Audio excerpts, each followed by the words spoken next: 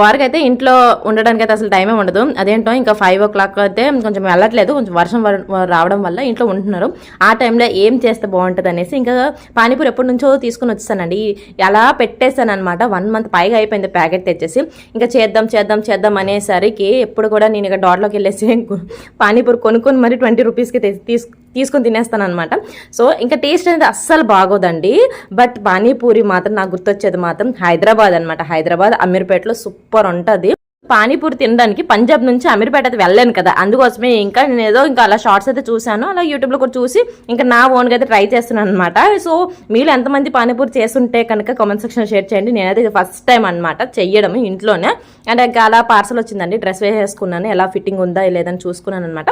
పానీపూరిలో curry కంటే నాకు water అనేది చాలా బాగా నచ్చింది అనమాట. నీళ్ళు ఇప్పుడు వేస్తున్నది చాలా అంటే చాలా టేస్ట్ వచ్చింది, తీతిగా పులుపులుగా ఉందన్నమాట. పిల్లలు కూడా చాలా ఇష్టంగా తిన్నారు, మా వారు కూడా చాలా బాగా నచ్చింది. అండ్ లైక్ చేయండి, బాయ్.